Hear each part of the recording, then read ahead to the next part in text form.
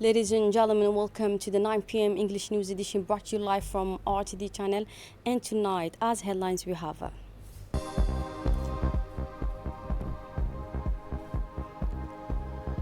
the Parliament held today the closing session of the first ordinary session of the year 2025.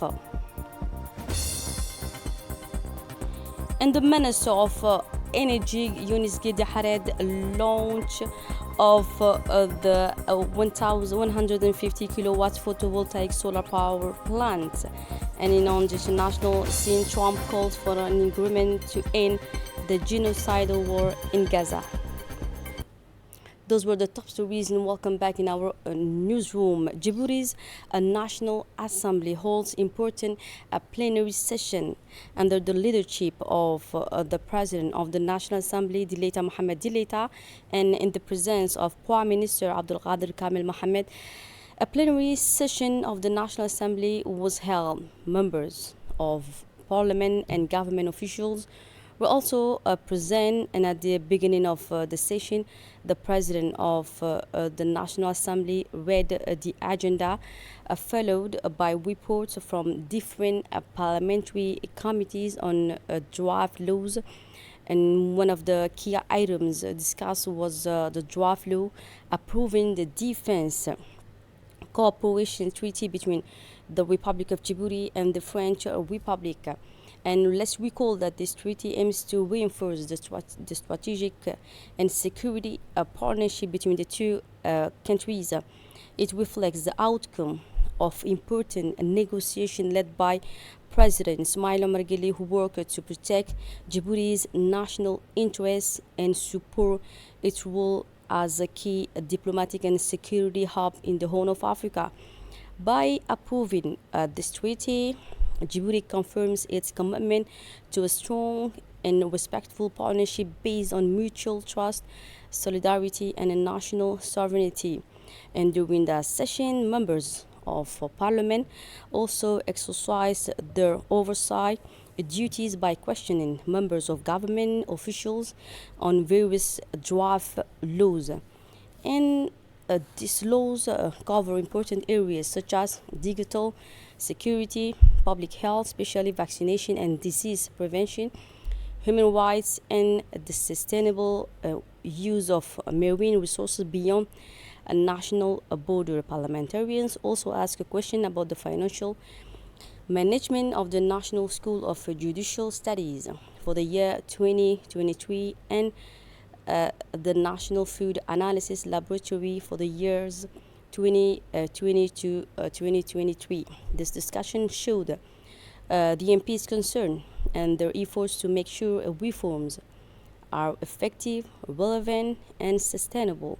Government ministers responded to the question with detailed and constructive answer. And during the parliamentary session, Deputy Ileya Gedi Hared expressed her support for the draft law approving the Defense Cooperation Treaty between the two countries, including the Republic of Djibouti and the French Republic, highlighting her sense of responsibility, the importance of maintaining state continuity, and the need to uphold firm demands with their partners.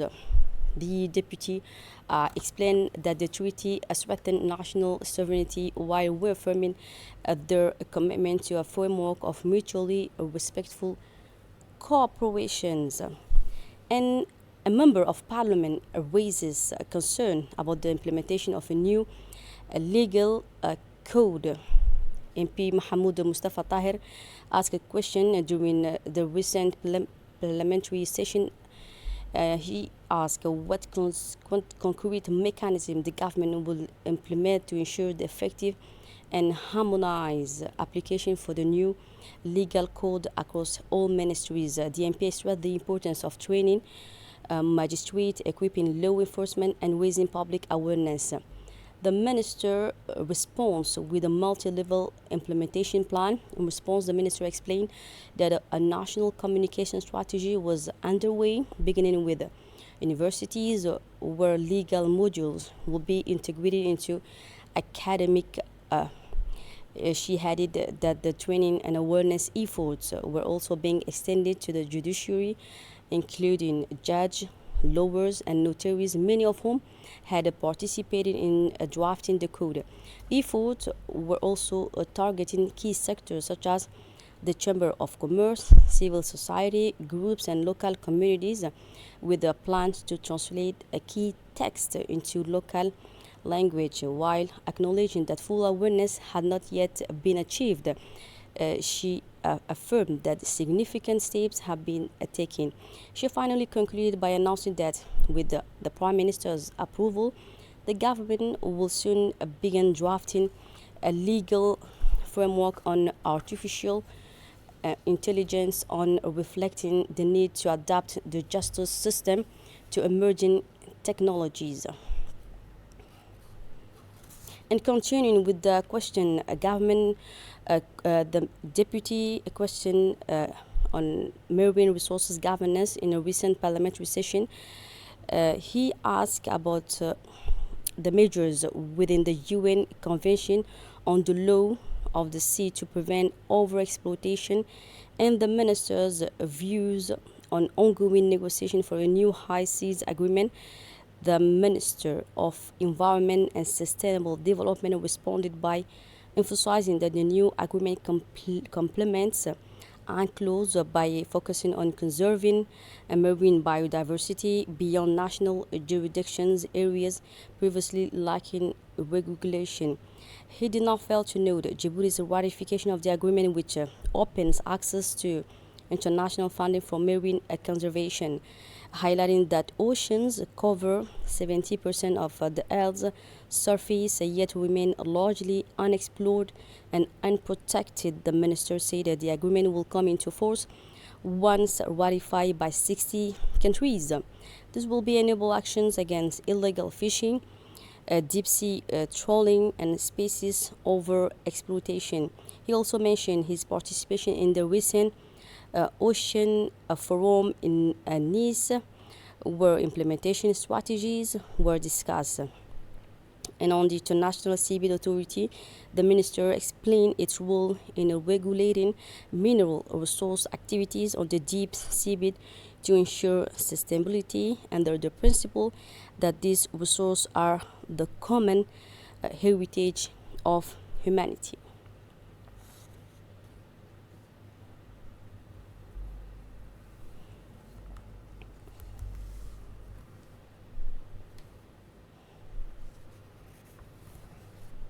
In his remarks, Prime Minister Abdul Qadir Kamil Mohammed thanked the deputies for the work accomplished during the session.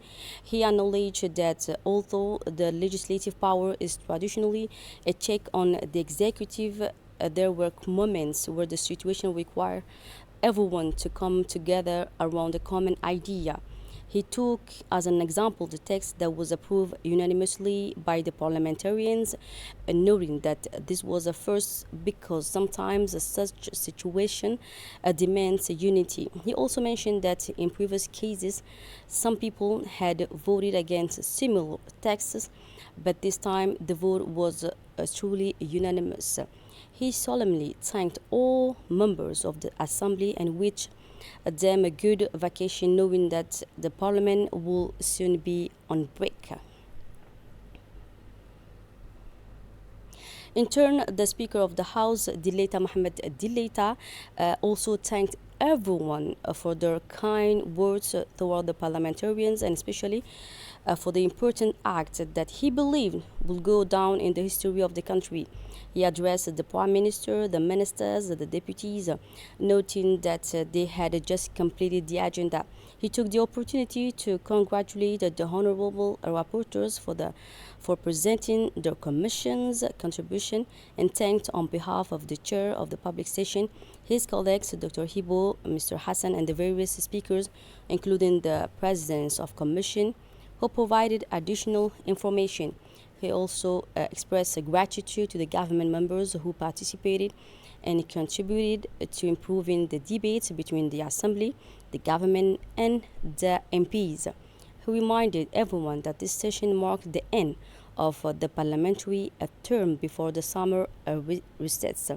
While it is a time for rest, he emphasized that deputies should also engage in more local work serving the people by staying in contact and gathering their concern and request. He encouraged his colleagues to continue this work both in administration and on the ground, stressing the importance of staying close to the population. Finally, the president of the National Assembly, Dileta Mohamed Dileta, wished everyone a joyful and a restful holiday. Let's head now to China during the annual meeting of the Asia Infrastructure Investment Bank in Beijing. Djibouti's Minister of Economy and Finance in charge of industry, Ilyas Musa Dawale, met with Ajay Bhusham Pandey, Vice President of for Investment Solution at the AIIB. The meeting highlighted Djibouti's increasing strategic importance in global trade and its role as a bridge between Africa and Asia. Minister Douale presented Djibouti's economic and development priorities of focusing on infrastructure and regional connectivity. A key point discussed was the planned construction of a new international airport in Biedle, including a dedicated cargo village. This initiative, supported by international partners like France and Japan, aims to boost trade capacity and logistic infrastructure. Djibouti's Minister of Economy in charge of Industry, Ilyas Musa Dawale, took part in the 10th annual meeting of the Board of Governors of the Asian Infrastructure Investment Bank. This high-level events gather member states, business leaders, civil society representative and international experts to review the bank's progress, discuss the strategic directions, and explore future infrastructure financing solutions. And during his remarks at the Governor's Business Roundtable on June 25, Minister Douale emphasized the critical role of infrastructure in promoting sustainable growth and regional integration.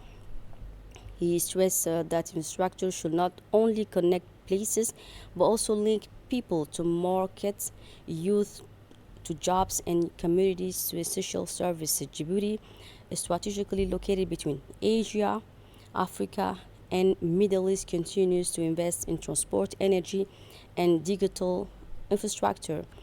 In Riyadh, now Saudi Arabia, where Djibouti's Minister of Foreign Affairs and International Cooperation, spokesperson of the government, Abdul Qadir Hussein Omar, made his first official visit to the Kingdom of Saudi Arabia.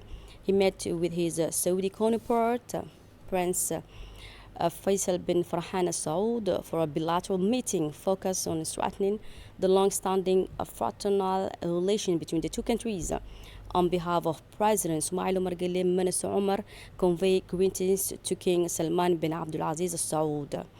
And now let's come back to the country. The Minister of Interior, Saeed Nuh Hassan, officially launched the National Consultation for the Development of Djibouti's National Social Cohesion Strategy. The opening ceremony was attended by key government officials, including the Minister of Social Affairs and Solidarity, Uluf Ismail Abdo, and the Minister of Agriculture, Water, Fisheries, Livestock, and Marine Resources, Mohamed Ahmed Awali. The inaugural workshop brought together a diverse group of local and regional stakeholders from various sectors. This participatory approach aims to build an inclusive strategy tailored to the realities of each region in alignment with the goals of Djibouti Vision 2035. Participants included regional authorities, civil society representatives, community leaders, and technical partners, all working together to identify local priorities and challenges, led by the Ministry of the Interior with the support from the UNDP and CTID. The strategy aims to promote peace, reduce inequalities, combat extremism, reinforce civic engagement, and foster national unity. It seeks to establish long-term mechanisms for dialogue, social justice, and equity, taking into account the cultural, social, and economic diversity of Djibouti's communities. In his address, the Minister of the Interior, Saeed Nouha Hassan, announced the official launch of national consultation to develop Djibouti's national social cohesion strategy. He stressed that this inclusive process involves a broad range of local and regional stakeholders to ensure the strategy reflects the unique needs of each region. According to the minister, the strategy supports the goals of Djibouti Vision 2035 by promoting peace, reducing inequalities, combating extremism, and reinforcing civic participation and fostering national unity. He added that with the backing from the UNDP and CTID, the ministry aims to put in place a sustainable mechanism for dialogue, social justice, and equity that respect the country's cultural, social, and economic diversity. And still with the national news, as part of efforts to reinforce bilateral ties between Djibouti and Cuba, the Minister of National Education and Vocational Training, Mustafa Mohamed Mahmoud, met with Cuba's Vice Minister for Education, Dr. Marlene Triana Medeiros, during her official visit to Djibouti. The meeting took place in the presence of senior MENFOP officials and Cuban delegation members. Discussion focused on key areas of cooperation, particularly teacher training, both initial and ongoing, and the development of specialized centers for students with special needs in Djibouti's interior regions. And the minister emphasized the government commitment to building an inclusive and equitable education system and praised Cuba's long-standing expertise in the field of education.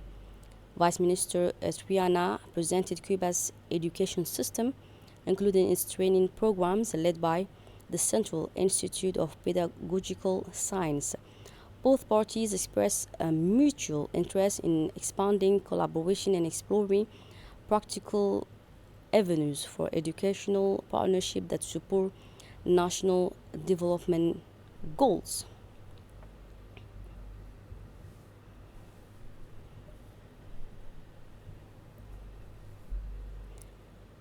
Thereafter, the Cuban delegation held a technical meeting with the senior officials from Djibouti's Ministry of National Education and Vocational Training.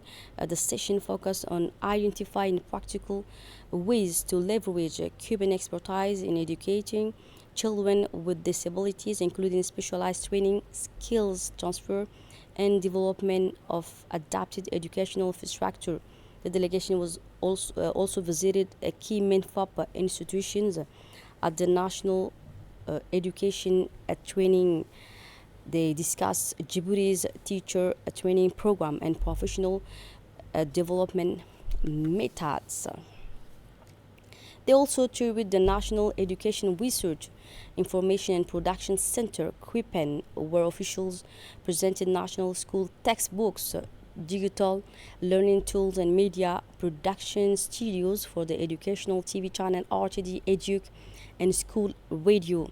This visit reflects a strong South-South cooperation dynamic between Djibouti and Cuba, focused on inclusive education, pedagogical innovation, and teacher development. And both parties reaffirmed their commitment to building a lasting educational partnership grounded in shared values and mutual expertise.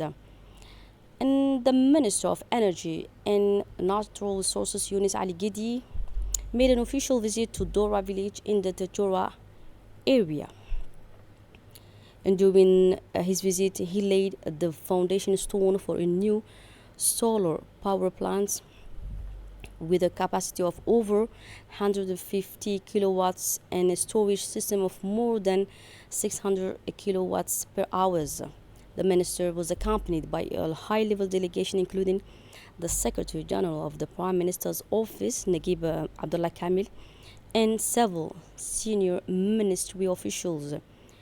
They were warmly welcomed by the regional Governor Mohammed Hamid Abbas, the deputy head of the local council Abdul Qadir Umar, other local representatives, and many village residents. The official ceremony included traditional cultural performances that shows the community's strong support for this important project. Minister Gedi announced that construction of the solar plant, which will cover an area of 5,000 square meters, has started.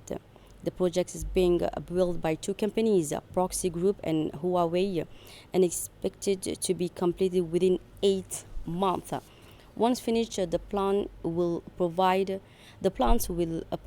clean electricity to all homes, public buildings, and service center in Dora village. It will operate as an independent energy system with support from a public lighting network. This project is part of the national energy policy led by the Ministry of Energy and Natural Resources under the direct guidance of President Ismail Omar Guelleh. The policy focuses on bringing electricity to rural areas and promoting energy fairness by expanding the use of solar power in regions not connected to the national grid. In his address, the Secretary General of the Prime Minister's Office, Naguib Abdullah Kamil, confirmed the government's commitment to continue supporting rural development projects. He points out that the Dora solar plant will be built using high-quality equipment to ensure it produces enough energy to meet the entire village's needs. He added that this project is an important step toward improving the lives of population in rural areas by providing reliable and clean electricity. The government hopes that such initiative will help reduce energy poverty and promote sustainable development across the whole country. This effort aligns with the national energy strategy led by the Ministry of Energy, aiming to bring power to all communities, especially those outside the main electricity grid. For his part, Minister Gedi expressed his thanks and gratitude to the local authorities and residents for their warm welcome. He also conveyed greetings from President Ismail Omar Guelleh and the First Lady Khadra Mohammed Haid, who is the President of the National Union for Egyptian Women. The minister emphasized the importance of the project in improving the daily lives of the people. He explained that the solar plants will provide the energy needed for lighting, water pumping, storing medicines and food, and supporting educational and commercial activities. He added that this clean energy will help the community grow and improve their living conditions, making Dora a better place for families and future generations. The Minister of Energy held also an important meeting with the local authorities and village leaders in Dora. During the meeting, participants confirmed that the solar project will bring a big positive change to the lives of the residents. This comes after the earlier success of building a road that connected the village to nearby towns. At the end of the event, the village elders, youth and women expressed their gratitude for this promising project. They also confirmed their full support and willingness to work with the technical teams to ensure the project's success and sustainability. It should be noted that the Ministry of Energy plans to expand this model of solar power plants to other rural areas.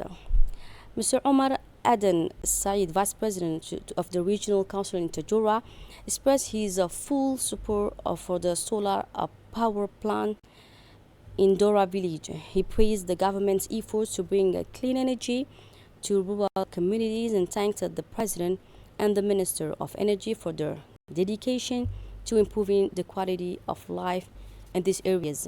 He finally said the project will help boost local development and create new opportunities for the people of Tajura.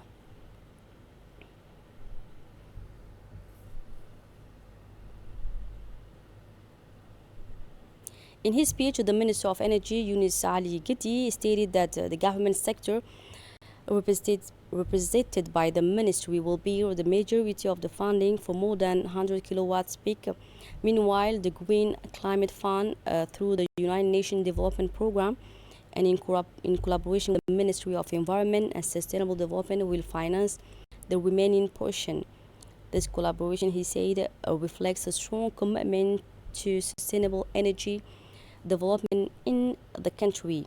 It also highlights the importance of joint effort between the national authorities and international partners to achieve environment goals. The Ministry of Energy, in charge of natural resources, plans also to deploy additional solar power plants in all of grid areas across the national territory, has finally concluded the Minister of Energy, Yunus Ali.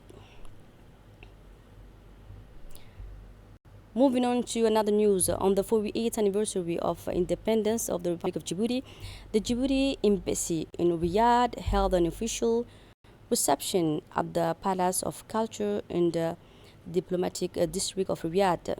The ceremony was honored by the presence of His Royal Highness Prince Mohammed bin Abdul Rahman bin Abdul Aziz, Prince of the Riyadh region, who attended as the sponsor and guest of honor.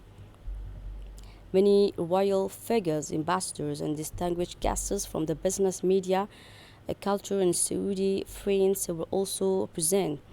In his speech, Diadine Saeed, ambassador of Djibouti and dean of diplomatic corps accredited to Saudi Arabia, highlighted the remarkable progress made by the Republic of Djibouti over the last 50 years in security, stability, and sustainable development under the wise leadership of President Ismail Omar Guelleh.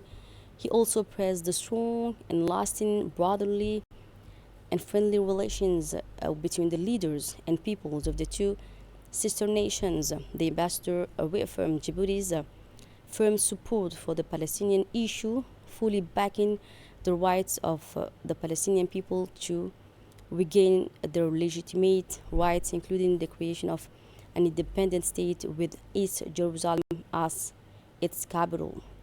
Finally, he reminded everyone of Djibouti's commitment to a quiet, constructive, and responsible diplomacy that serves regional and global peace, rejecting armed conflict and promotes peaceful coexistence and shared development. And at the end of the ceremony, the two diplomats exchanged gifts. In his remarks, the ambassador of Djibouti in Saudi Arabia, Diadine Bamakrama, highlighted the significant progress made by the Republic of Djibouti over the past 50 years in terms of security, stability, and sustainable development, attributing this success to the wise leadership of President Ismail Omar Guelleh. He praised the strong and lasting brotherly relations between Djibouti and Saudi Arabia, emphasizing the shared vision of both nations for peace and cooperation.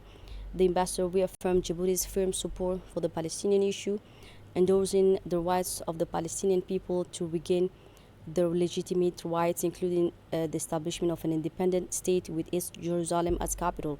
He also reiterated Djibouti's commitment to create constructive and responsible diplomacy aimed at promoting regional and global peace.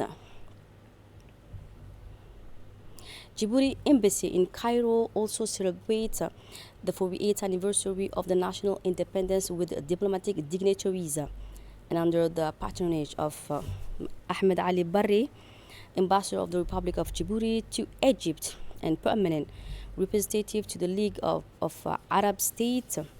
The Djibouti Embassy in Cairo held an official reception on Thursday, June 26, 2025, to celebrate the 48th anniversary of Djibouti's independence at the Four Seasons Hotel in Cairo.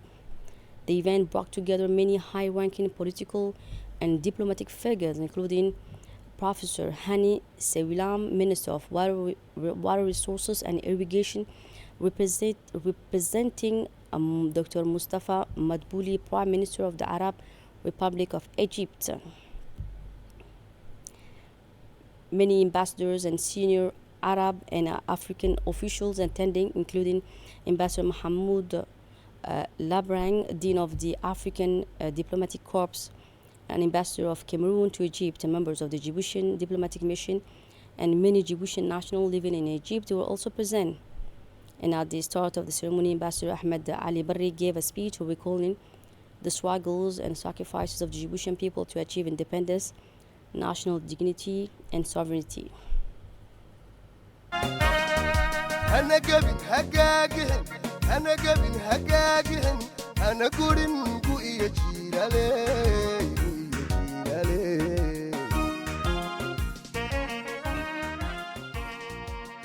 نيابة عن السيد الأستاذ الدكتور مصطفى مدبولي رئيس مجلس الوزراء. In his remarks, Ambassador Ahmed Ali Barri warmly thanked the Minister Hani Sewilam for his kind speech. He expressed deep gratitude to all the ambassadors and guests who honor the ceremony with their presence. The Ambassador Ahmed Ali Barri offered prayers for peace, stability, and prosperity for the Republic of Djibouti and all Arab, African, and Islamic nations. In Al Sabih, now as part of the ongoing fight against smuggling, the Al Sabih Customs Brigade, led by the Chief Mohammed Mumin Hassan and working closely with the local National Police Unit, made an unprecedented seizure thanks to a well-coordinated joint operation based on reliable intelligence. Customs officers intercepted a transit truck coming from Ethiopia carrying a large quantity of cannabis cleverly hidden. They discover 65 kilograms of cannabis carefully concealed inside the vehicle's spare parts. This is the largest drug seizure ever recorded in the Al Sabih region in the fight against smuggling. And due to the seriousness of the offense, the person involved will be brought to justice. In an interview with our correspondent on site, Chief Mohammed Mumin Hassan said the following reliable information: our team was on alert and waiting for the suspicious truck from Ethiopia, and good coordination allowed us to successfully carry out this operation and deal a strong blow to trafficking networks. Let's switch now to the international news. On Sunday, U.S. President Donald Trump called for an agreement to end the destructive war that Israel has been conducting against the Gaza Strip since October 7, 2023. In speaking directly to both Israel and Palestinian parties on his platform, Trump urged for a ceasefire, highlighting the urgent need to stop the violence. The United States, along with Egypt and Qatar, has been involved in mediating the conflict, and they had previously negotiated a plan for a gradual end to the war by January 2025.